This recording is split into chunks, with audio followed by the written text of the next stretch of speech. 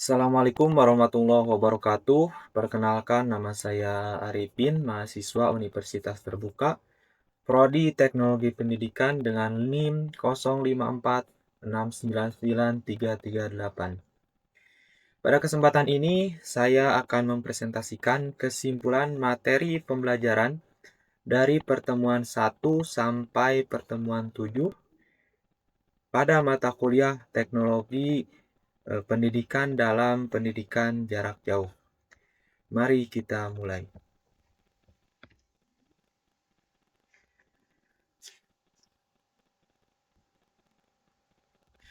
Untuk judul materinya yaitu kesimpulan materi pertemuan 1 sampai 7 mata kuliah Teknologi Pendidikan dalam Pendidikan Jarak Jauh. Nah, untuk materi yang akan saya sampaikan yaitu rangkuman atau ringkasan atau kesimpulan materi dari pertemuan 1 sampai 7 dan diakhiri nanti oleh refleksi. Baik, di pertemuan pertama kita mempelajari tentang konsep dasar teknologi pendidikan. Nah, ada 5 poin penting yang saya pelajari. Ya, pertama, tentang hakikat teknologi pendidikan. Jadi teknologi pendidikan ini adalah bidang ilmu yang tujuan utamanya membantu dan memudahkan proses pembelajaran seseorang. Fokusnya menciptakan situasi belajar yang lebih produktif dan bermakna. Kedua, perjalanan historis teknologi pendidikan. Nah, ini perkembangan teknologi pendidikan dimulai sejak awal abad 20. Awalnya bersifat coba-coba, kemudian berkembang menjadi praktik yang berbasis riset ilmiah. Ketiga, evolusi media pembelajaran. Pada masa awal, media pembelajaran hanya sebatas materi cetak dan audio. Berkembang ke media audiovisual, lalu teknologi radio dan televisi yang menjangkau masyarakat secara massal. Keempat, definisi formal tahun 1963.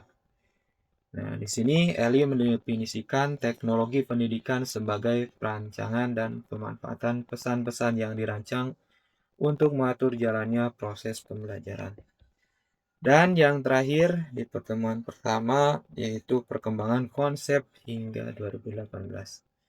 Konsep teknologi pendidikan terus berkembang mengikuti kemajuan zaman dan teknologi.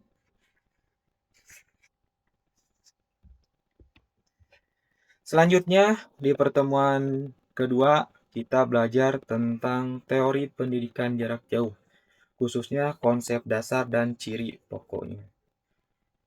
Ada 5 poin penting yang saya simpulkan. Pertama, latar belakang kemunculan PJJ. Pendidikan jarak jauh muncul sebagai solusi alternatif di samping sistem pembelajaran konvensional. Kedua, asal mula historis. Bentuk awal pendidikan jarak jauh adalah pendidikan korespondensi yang dimulai di Swedia sekitar tahun 1833.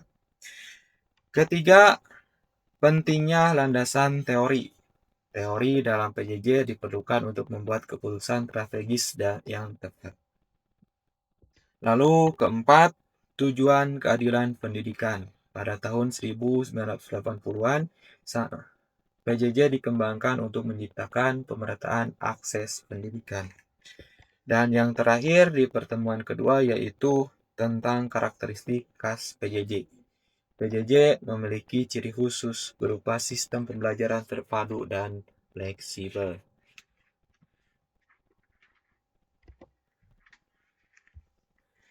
Di pertemuan ketiga, kita membahas berbagai variasi praktek penting dalam PJJ. Nah, ini juga ada 5 poin penting yang saya simpulkan. Pertama, pembelajaran daring atau online learning. Proses belajar melalui jaringan internet yang melibatkan interaksi peserta didik dengan berbagai multimedia. Lalu yang kedua, e-learning, yaitu mencakup pembelajaran menggunakan seluruh perangkat elektronik. Keempat, atau ketiga ya, pembelajaran cyber atau cyber learning, yaitu proses interaksi pembelajaran yang sepenuhnya menggunakan teknologi informasi dan komunikasi. Lalu yang keempat, konsep pendidikan terbuka. Nah, ini kata terbuka memiliki makna terbuka untuk siapa saja, terbuka dalam pemilihan mata kuliah, terbuka untuk masuk dan keluar tanpa terikat waktu tertentu, serta terbuka dalam akses materi pembelajaran. Dan terakhir, kelima, keberagaman pendekatan. Terdapat berbagai istilah pendekatan dalam PJJ seperti distributed learning, hybrid learning, blended learning, dan mobile learning.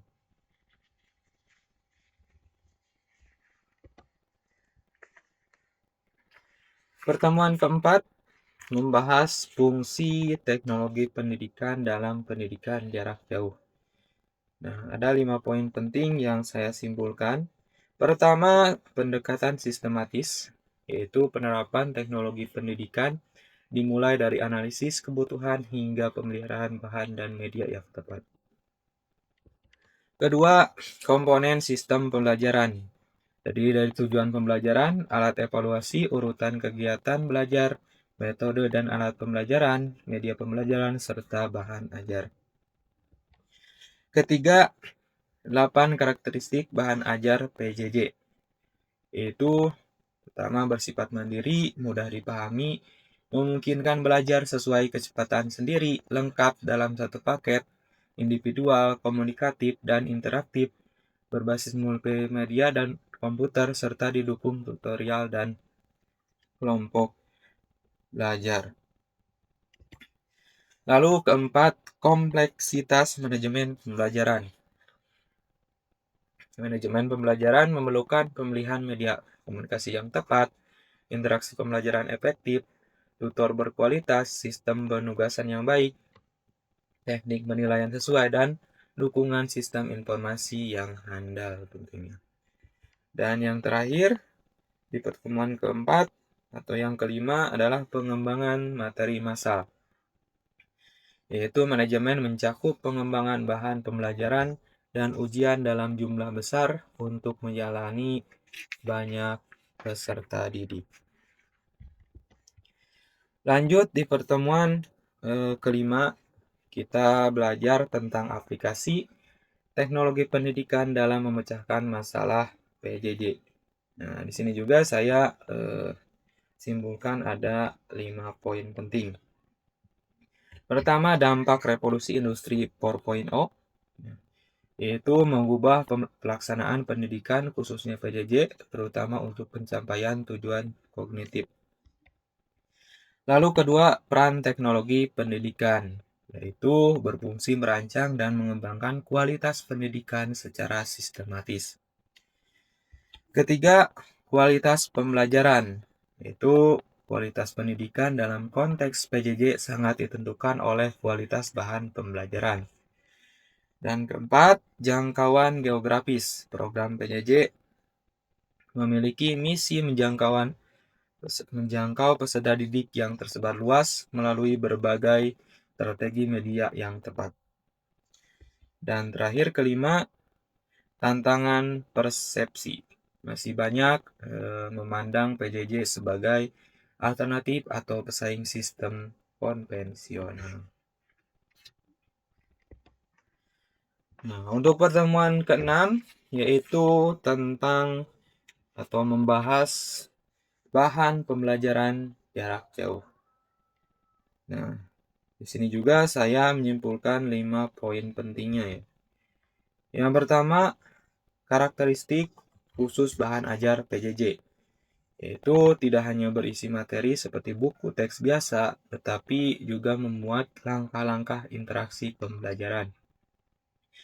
Kedua, pengembangan sistematis. Bahan pembelajaran dikembangkan mengikuti tahapan desain pembelajaran yang menghasilkan sistem pembelajaran lengkap.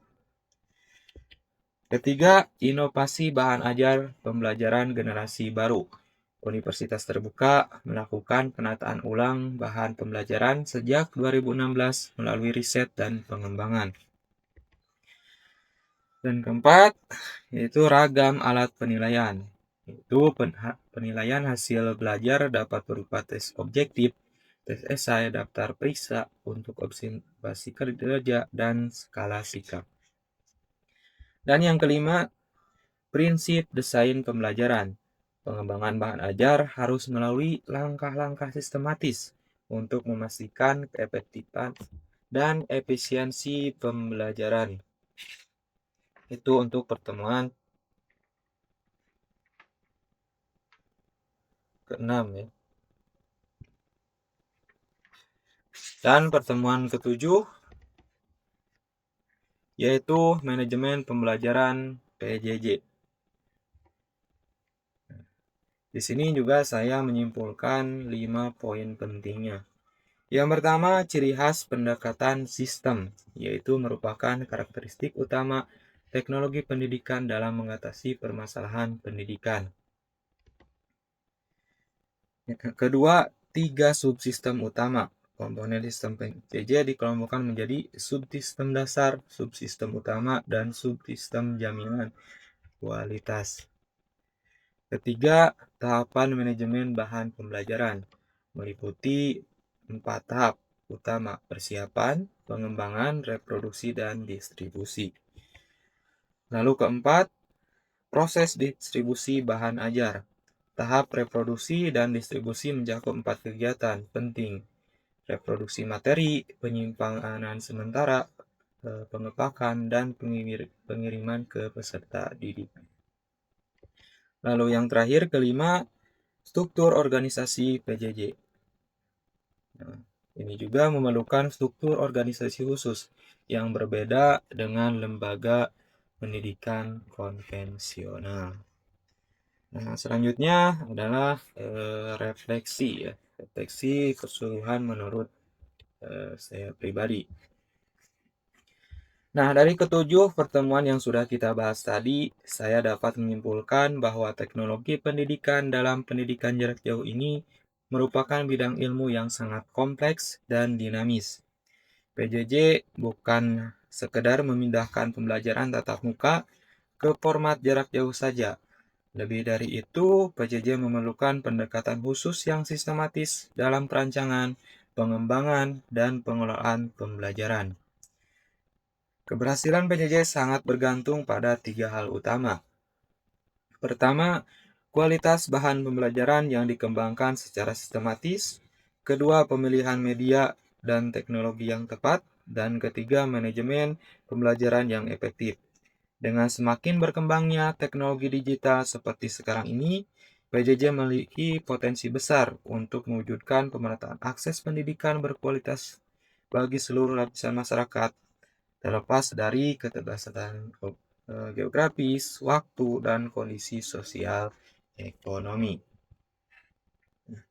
Baik, demikian presentasi kesimpulan materi pembelajaran pertemuan 1-7 dari saya. Semoga bermanfaat dan dapat dipahami dengan baik. Mohon maaf jika ada kekurangan. Wassalamualaikum warahmatullahi wabarakatuh. Terima kasih.